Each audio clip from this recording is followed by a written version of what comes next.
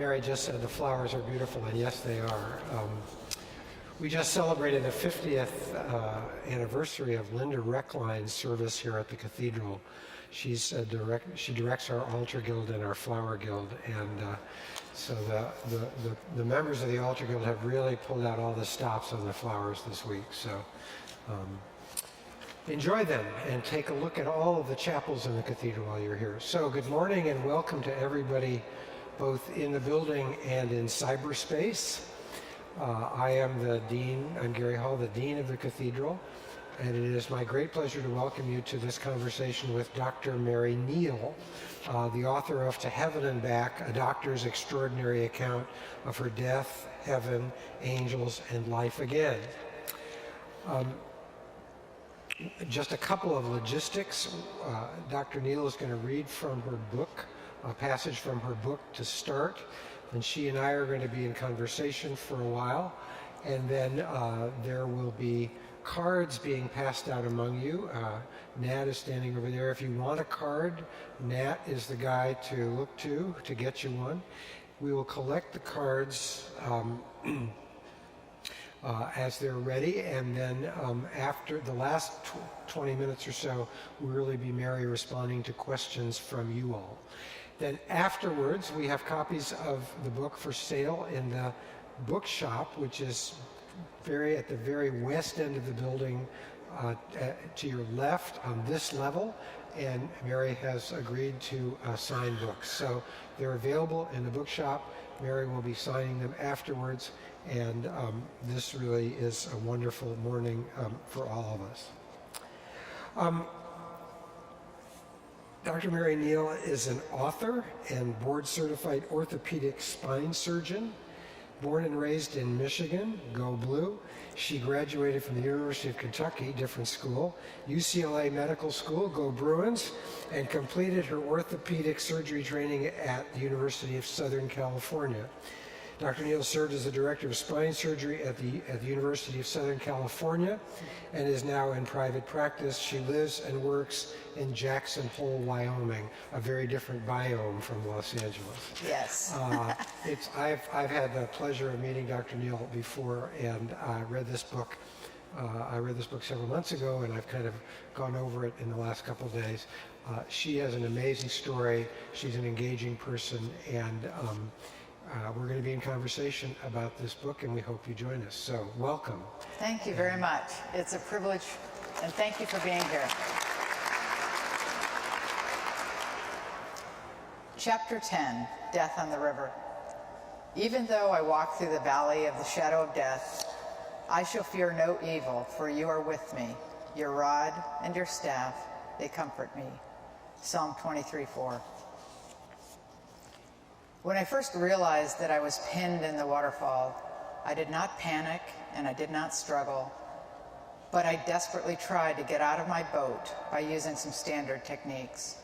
I repeatedly and forcefully tried to reach the grab loop of my spray skirt, but the power in the water forcing my arms downstream was too great, and my attempts were laughable. I tried to push against the foot braces. I tried to jiggle the boat. I thought about my family and desperately tried to raise my head out of the water in search of air. But I quickly realized that I was not in control of my future. God had saved me more than once in the past, so I once again reached toward God and asked for his divine intervention. I did not, however, demand rescue. I only knew that he loved me and had a plan for me, and I asked solely that his will be done.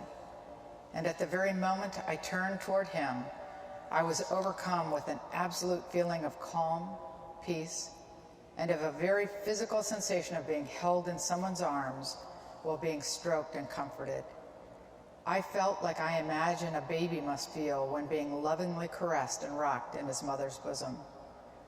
I also experienced an absolute certainty that everything would be fine, regardless of the outcome. I thought about my husband and my young children, about the longs, and about my life on earth. I thought about my relationship with God. I was grateful that he was holding me and marveled at the intense physicality of this feeling. I knew with an absolute certainty that I was being held and comforted by Jesus, which was initially quite surprising to say the least, as I am just an ordinary person and one of billions on the planet. I do not currently have the words to explain how it happens, but at the time I understood perfectly how it could be true that Jesus was there holding and comforting me, yet simultaneously and similarly could be present anywhere else on the earth, holding any other person who called for his help. As he held me, Jesus took me through a short review of my life. And if I had had any preconceptions about death, it would have been to assume that a life review would be the stereotypical image of one's life flashing before their eyes. But that is not what my experience was. I was shown events in my life not in isolation, but in the context of their unseen ripple effects. While it is easy for all of us to see the impact our words or actions may have on our immediate surroundings, it is often very difficult and nearly impossible to see the impact of events or of our words spoken when seen dozens of times removed, and this was profoundly powerful. Through this experience, I was able to clearly see that every action, every decision, and every human interaction impacts the world in far more significant ways than we could ever be capable of appreciating. As one might imagine, this was a profound part of my experience. It also stimulated my recollection of a long-forgotten poem that hung on the wall in the home of a childhood friend. I had absent-mindedly read that poem each and every time I entered their house, and now fully appreciated its words. The poem was Footprints in the Sand, and spoke about how God walks next to us and never leaves us during this journey of life. Although I felt God was present and holding me, I was still entirely conscious of my predicament and of my surroundings. I was able to feel the current pushing and pulling at my body and feel the pressure and weight of the water. I could not see anything or hear anything, but I was acutely aware of everything that was happening around me and within me. I was comfortable, calm, and marveled at God's presence. When I no longer felt myself trying to breathe, I assumed that I would die. My thoughts returned to my husband and my children, and as I pondered what would become of them without my presence as a wife and mother, I was deeply and profoundly reassured yet again that they would be fine, even if I died. As I waited under the water, I thought about and analyzed my life. I thought about its course, my choices, my joys, and my regrets. I thought about everything. Eventually, I thought about how bored I was. I was tired of thinking, and I was tired of waiting. I was ready to get on with the journey, whatever that was meant to be. And with the reassurance that all would be okay, regardless of the outcome, I found myself impatiently urging God to hurry up. So we sort of left you there. You're going to have to get the book and read what happens next. I survived! You did. Can you say a little bit just of the backstory of that trip to Chile and why and how you found yourself in that predicament? It wasn't foolishness. My husband and I are avid kayakers. We've kayaked for many, many years throughout the U.S., and we've kayaked internationally a number of times. Friends of ours are professional boaters and run kayak and rafting trips to South America. And for a number of years, we had talked about going with them. And when my youngest child, who is now a grown-up here today, was old enough for us to leave the country without our kids, we decided to go to Chile and kayak with them. So we spent a week of kayaking wonderful rivers, and on what was going to be our final day of kayaking anyway, we had decided to kayak a section of river that was well known for its waterfalls. And these are not the Great Falls. These are not Niagara Falls. They're not crazy. But they're drops of 15 to 20 feet, which were well within our skill set and quite reasonable. You would have to go down yourself. You would have to navigate those yourself. We were in kayaks, right. Individual kayaks, yes. Right. And my husband actually wasn't on the river with me that day. He had, for the first and last time in his life, had terrible back pain and was off reading, actually, in the sunshine. And so I went down the river with these friends of ours who are professional boaters. And it was with them that we went over the first few drops and had no problems. When we approached the first major drop, we had selected a smaller chute or a smaller part of the waterfall to go through. But another kayaker had sort of bobbled her way and was stuck or pinned sideways in the drop.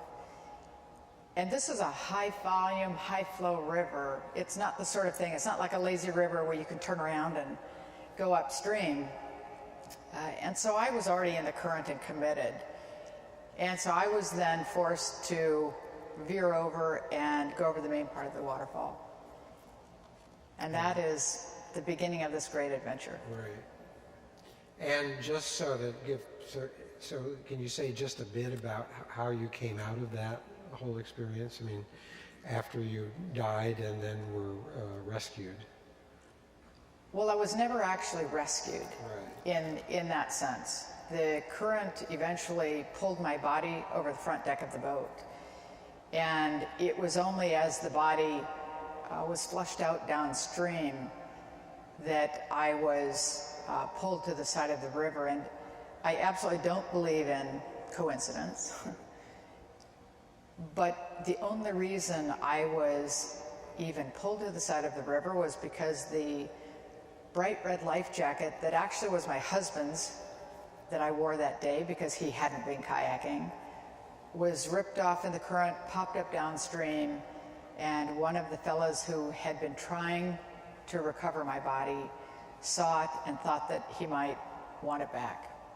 And it was only in grabbing the life jacket and starting to swim to shore that he felt my body hit his feet. Wow. So he was able to grab my body and pull me to the side of the river. It's a very long story from there to my return to Wyoming. But afterward, I had multiple injuries. I mean, I came over the front deck of the boat, and so as that happened, my legs bent back on themselves, and I'm an orthopedic surgeon. I know what broken bones feel like, and I was very aware and very much in the moment. Even when I was under the water and knew that I'd been under the water too long to still be alive, to still be conscious, I never had the experience of being conscious and then unconscious. I had the experience of being conscious and then more conscious. And so I was very aware of everything, and I could feel my knees bending back. I could feel the bones breaking, and I remember at one point thinking, okay, I must be screaming. And I would take a moment to do a little self-assessment exam and realize that no, actually, I felt great. I wasn't screaming and I wasn't in pain, and I actually, despite having multiple broken bones and torn ligaments and all sorts of problems, I didn't have pain for almost 2 weeks during this time when I felt that I was neither here nor there. Now, obviously, I mean, one of the book is about the process, about the transformative effect that this experience had on your life.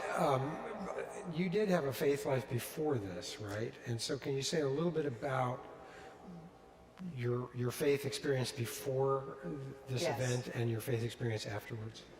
I was raised in the Midwest, and like a good Midwestern kid of the 1950s, I went to Sunday school. And in fact, I have a grandfather, great-grandfather, and his father before him who were ministers. And I did go to Sunday school. I did, go through confirmation and accept Christ as my own. And on the surface, one would think that I should have had a deep faith life. But I think that one of the really beautiful aspects of this experience is that I was what I think a very typical Christian, not only then, but still today, in that I went to Sunday school, I took my kids to Sunday school, and I certainly would have said that, yes, I believe in God, and Yes, I hope there's something more. Yes, I hope it's all true. But I really think that it was more of an intellectual thing. I certainly bought into the idea of being a good person and trying to live an honest, ethical life. But that's very different from truly accepting Christ as the center of one's life. It's very different. And so I would certainly in no way have been described as a zealot. I mean, I think I saw my faith life as a nice adjunct to my real life.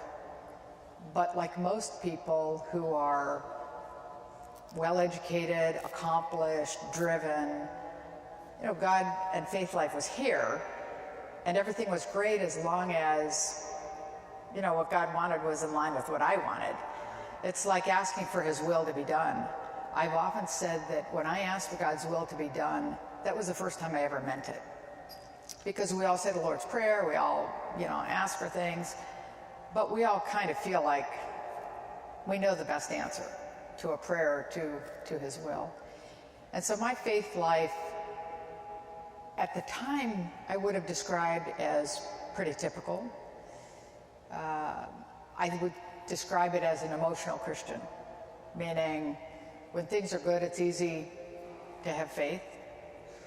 When things aren't so good, your faith is shaken, which is very, very different, because one of the things this experience has done for me is absolutely transformed that hope that God's promises are true, or that faith, which is similarly still based, I think, on circumstances, or perhaps based on other people's experience. But it transformed it into an absolute trust that God's promises are true. And trust is different. Trust is really a daily choice, and it's with that trust that I think you can transcend circumstances. Your sermon this morning talked about happiness, and happiness is really an emotion based on circumstances. When things are good, great. When things aren't, then you're not happy. Whereas the joy that comes from a faith life, joy that comes from a trust that God's promises are true, is something that transcends every circumstance. And that's what my faith life is now. It's not a faith life. It's a sense of knowing and trusting. It's a trust life rather than a faith life. It is. It's a trust life. And that trust life, I believe, is really what the goal of every Christian or every person pursuing a faith life should be. Because I believe that every person can experience God's presence in their own life. And every person, while they, not only do they not want to have a near-death experience, not every person is going to have that sort of experience. But I absolutely believe that everyone can have the transformative aspect of that experience. Now, for those of you that haven't read the book, this is not just a book about a near-death experience or death experience and a happy ending. This is also a book about some other real suffering in your life, right? And so, Yes. Your son's, can you say a little bit about your son, Willie, and how you came to sort of work through that, given your, Right. given this new orientation and trust? Right.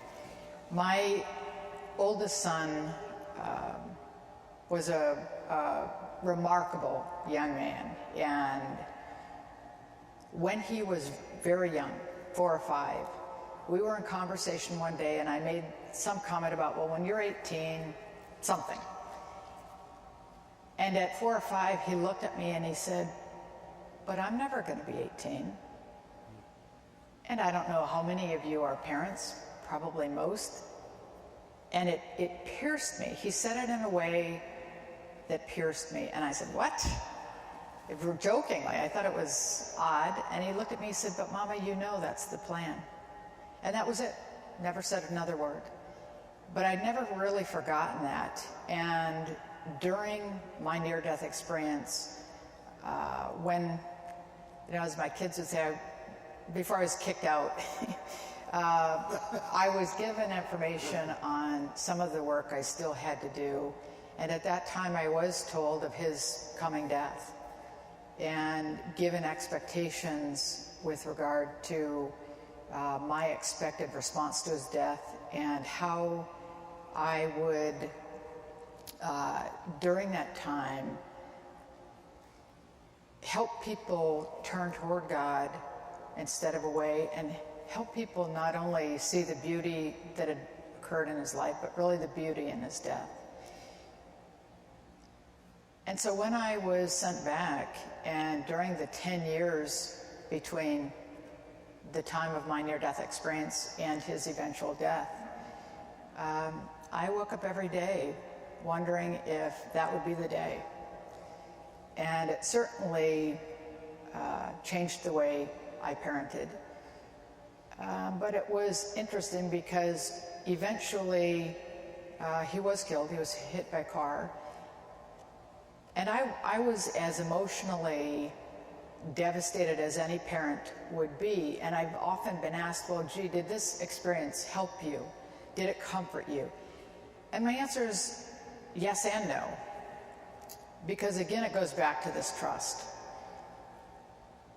I knew on any given day, if that were the day that my son was killed,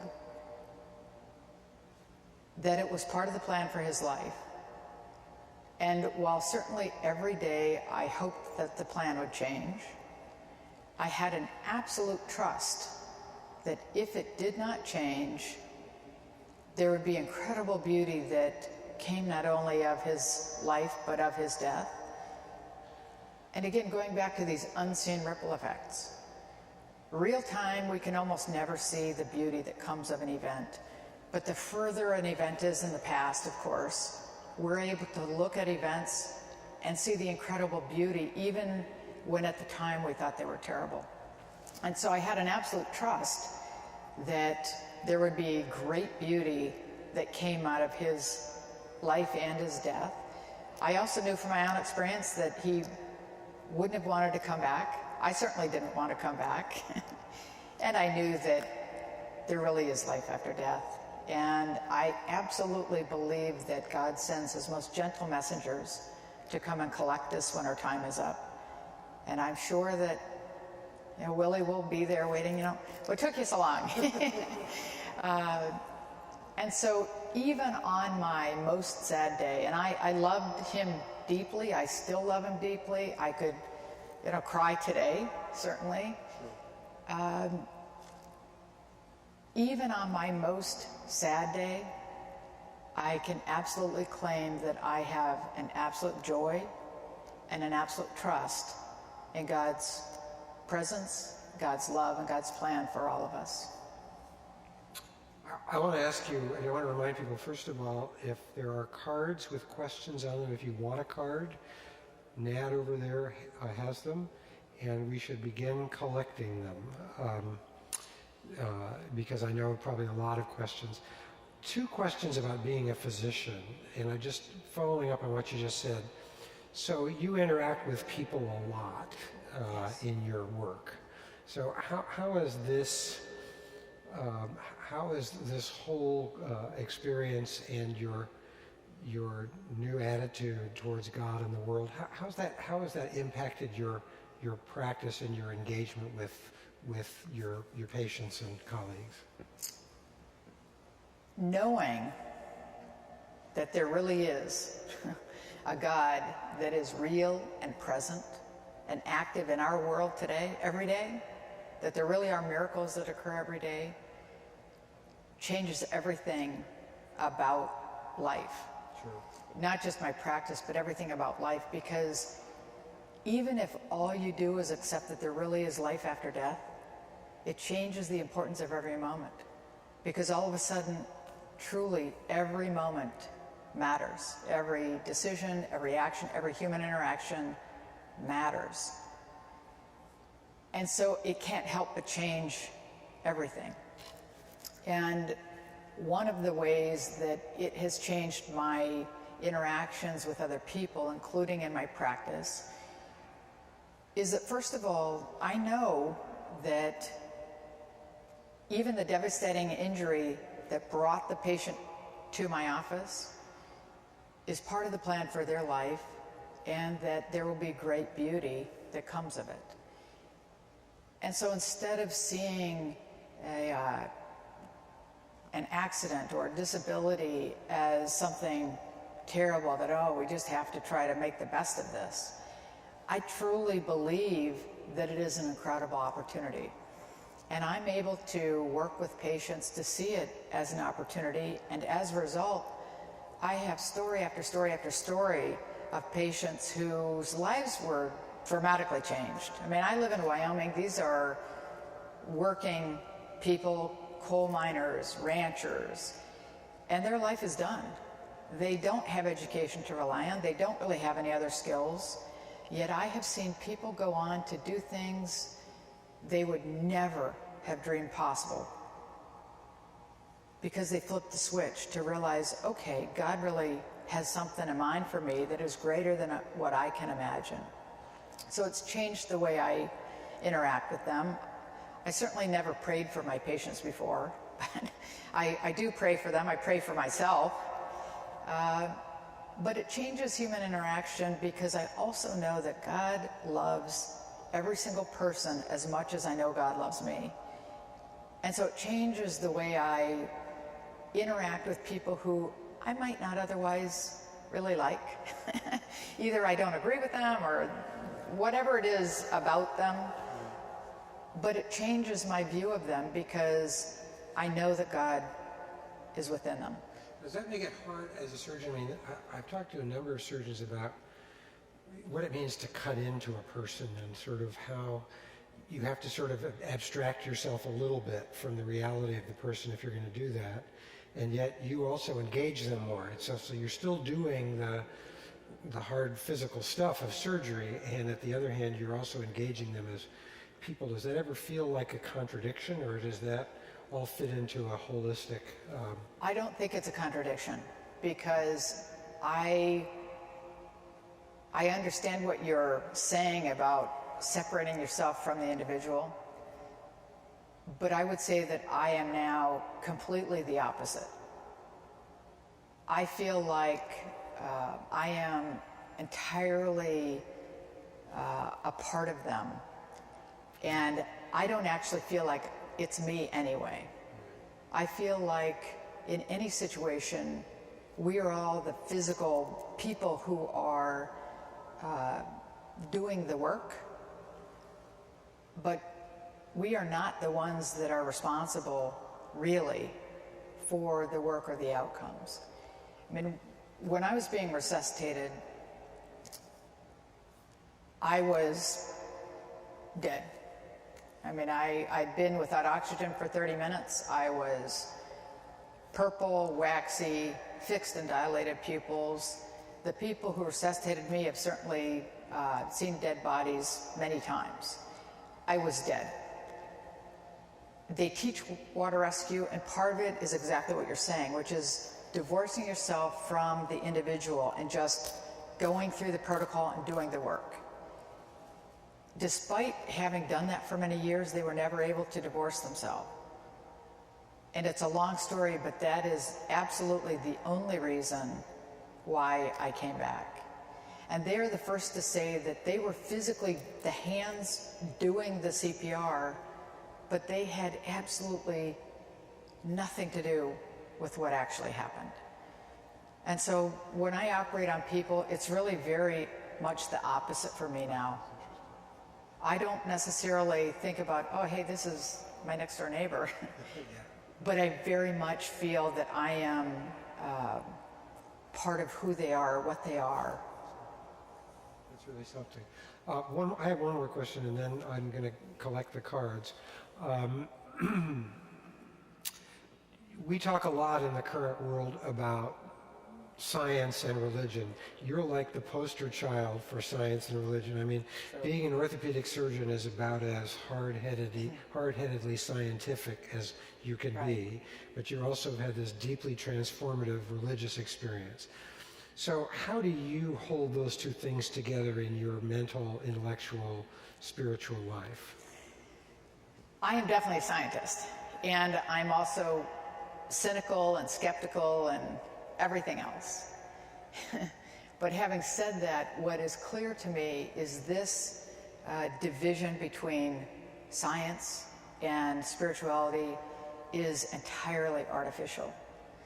I think that as scientists, we create this division because science is its own faith, it's its own religion.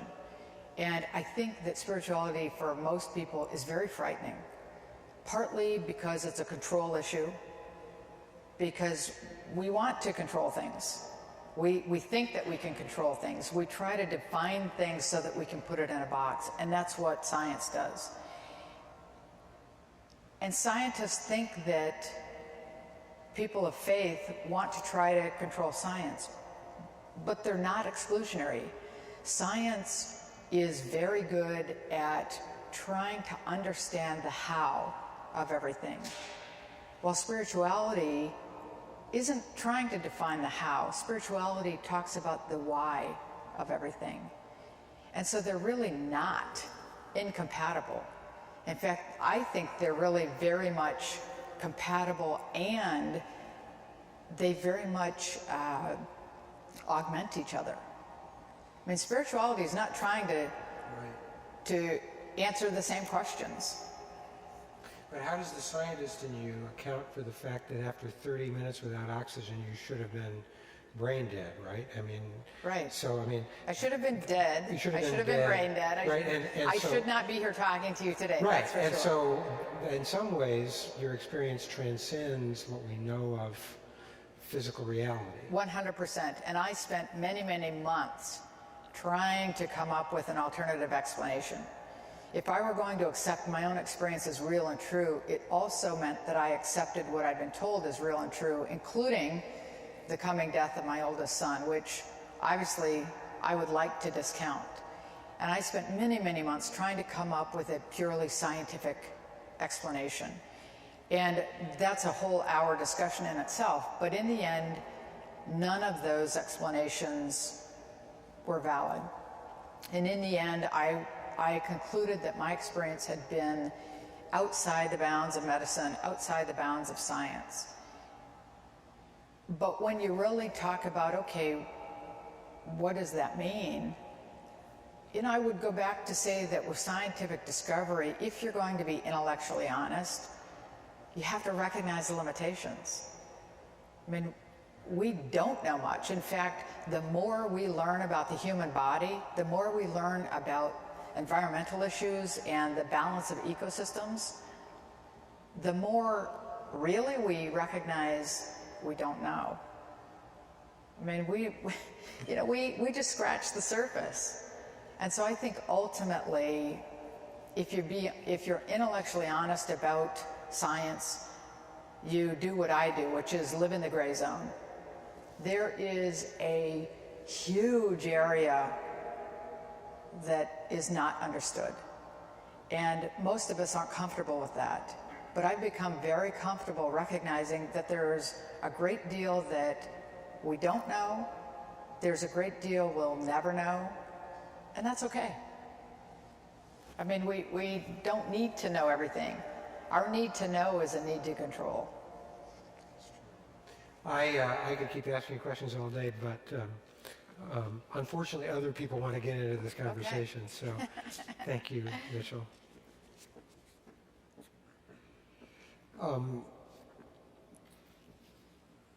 How do you respond to the skeptic who says you had a psychological trauma, not a spiritual experience? Right.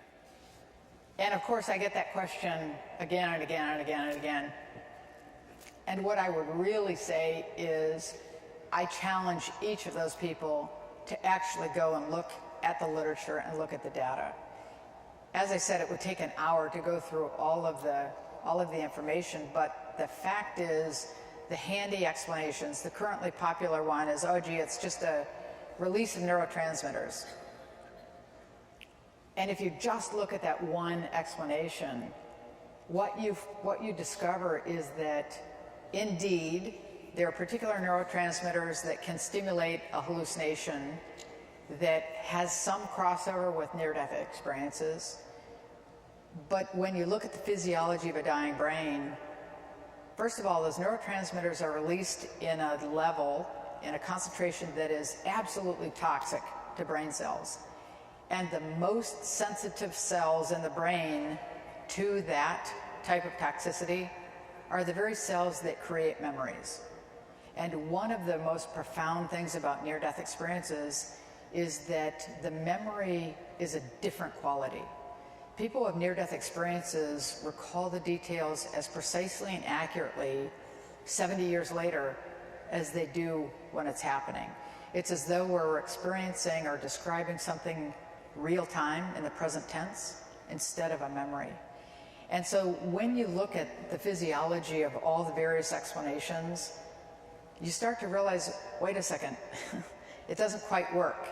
You can't have toxic levels of neurotransmitters released and death of memory cells, yet have these incredible memories. So for each one of these explanations, there are clear problems. That's really interesting. So my real answer to the people who want to throw out any of these explanations is that's fine. You know, just look at the research. My own feeling is I never really care if anyone believes me or not, because it's not my job to try to convince anyone. That's not the mandate I've been given. All I really hope is that people are challenged to go out and prove me wrong. I mean, I would say for anyone in here, my real hope is that you go home and say, she seems nice enough, but I don't believe it. I'm going to look at my own life. I'm either going to do the research to show that her experience wasn't real, or more importantly, I'm going to look at my own life because I don't believe God's there.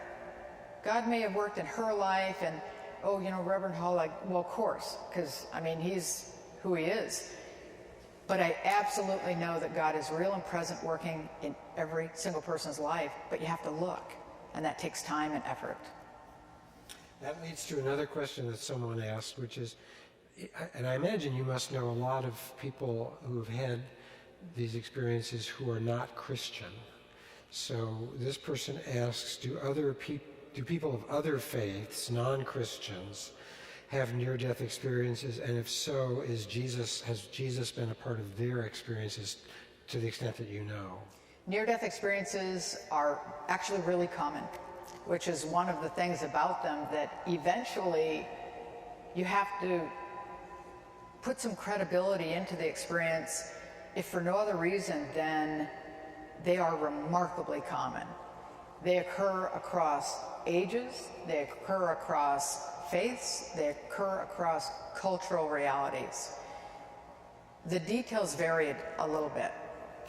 I, for example, am absolutely moved by color and flowers and the aromas of flowers. And that's what I was shown. And I believe that God presents to us the experience that we will understand.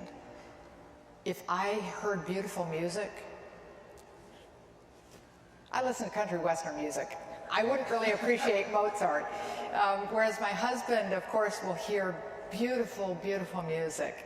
So God presents to us, I think, different realities, at least in that initial phase. But they are present throughout different cultures and different faiths. And what's interesting to me is that 75% of atheists who have a near-death experience encounter someone they identify as Jesus. Atheists. Guess who experiences Jesus the least? Christians. Wow, that's interesting. It is interesting. Is there any thought about why that is, or is that Pardon? Any thought about why that is? I'd like to say that I know what I know, and I know my own experience. It has been said by others that, God gives us what we need, not what we want. Right. So you don't need, a Christian doesn't need Jesus in the way that someone who isn't might. Perhaps. This question, these are very detailed questions, some of them. While you were on the other side, did you see and or have a reunion with loved ones in your family who had died before you came back? I did. Yes and no. I was immediately greeted by a group of people, spirits, beings. I'm never really quite sure what to call them because those words mean different things to different people.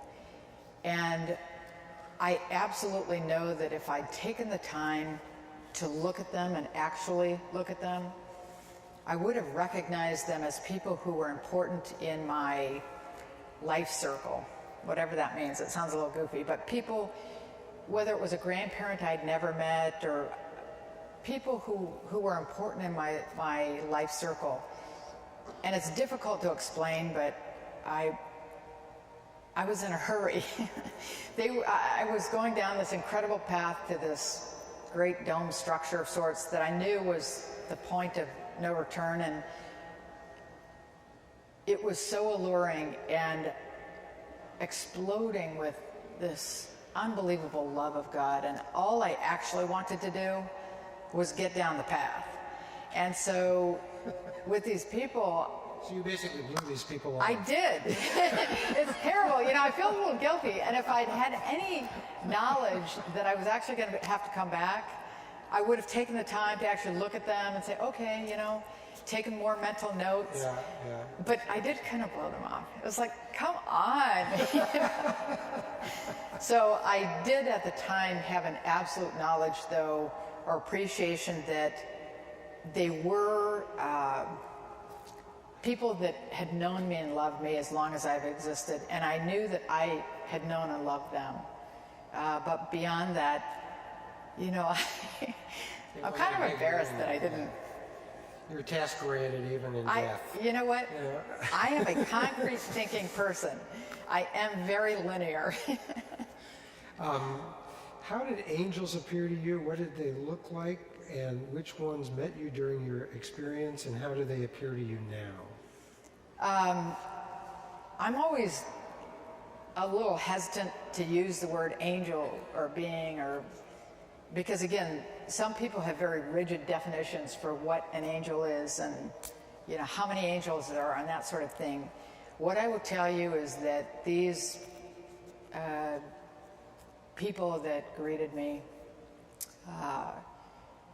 were so incredibly loving. It was as though they did have a physical form, head, arms, legs. They were wearing these robes of sorts that are very difficult to describe because they were explodingly brilliant, and they were exploding with not only a brilliance that really came from within. It wasn't like a light was shining on them, but exploding with God's love. And it was as though I was looking at the northern lights, in that the edges were a little indistinct. And again, color is important to me, and they were just these robes were brilliantly sort of translucent or pearlescent, with not bright colors, but sort of colors, and it was as though it was the essence of the color. And more than anything, there was really a shift in time, dimension, not quite sure what the words are, but there was also a shift in senses. Here we have 5 senses, and that's it. Whereas there, it was different. I could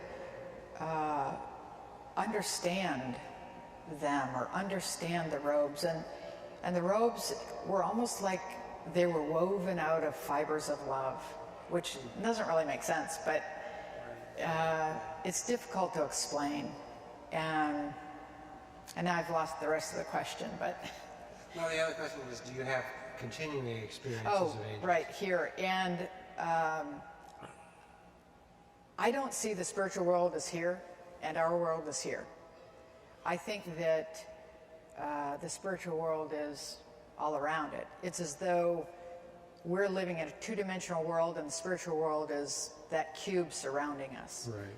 And I don't know if the fourth dimension is the right terminology, but I believe that we are in the midst of it. And so I do think that there is crossover. And what allows that crossover, I don't know.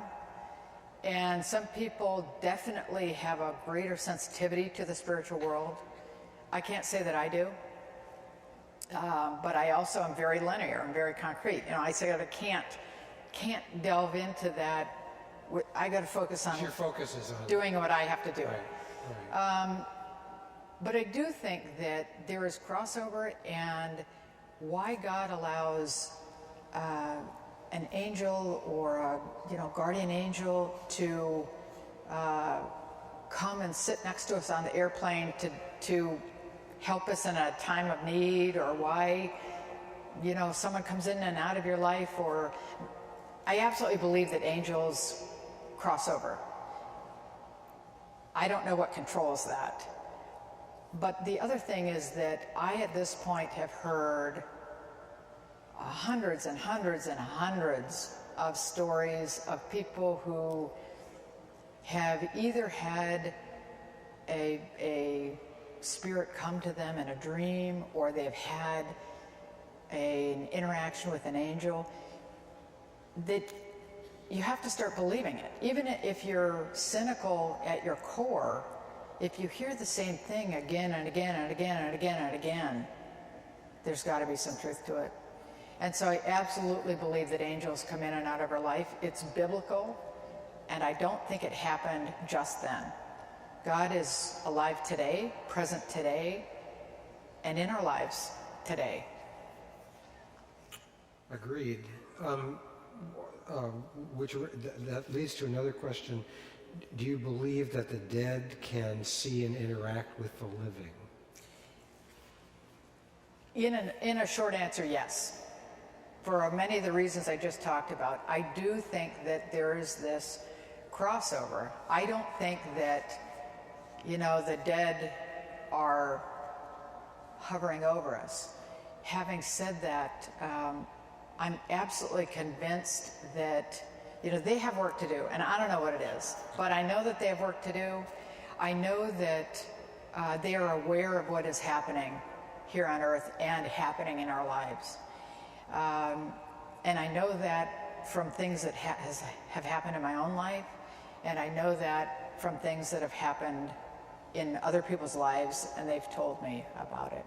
So I do think that they're around. So when people lose a loved one, oftentimes they just think, well, but, they won't be there to walk me down the aisle, or they won't know that I've given birth to this beautiful child, all sorts of life events.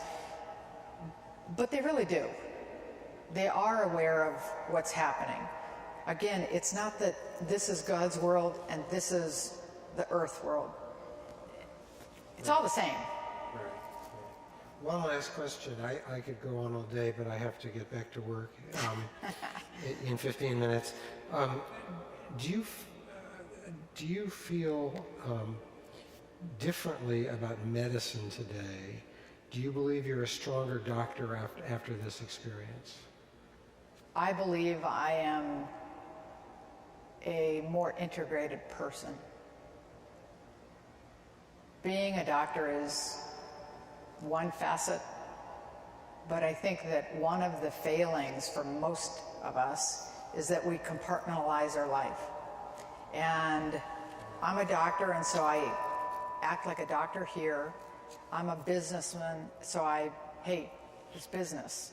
And then I go to church, or I go to my kids' school, or I go home. And we're different people in different settings. But one of the things this has done for me is to realize that, no, it doesn't work that way. So I am who I am. You're the same person in all settings. I don't just try. Like it or not like it, I am exactly the same person in every setting, because once you realize that it's your heart, it's what's in you that actually is you, I mean, you have to be that person in all settings. Well, this has really been fascinating, Mary. It's Dr. Mary Neal. Her book is To Heaven and Back. We have copies out in the bookstore, and she has agreed to sign them. This has been a fabulous conversation. Thank you so very much, and thank you all for being here.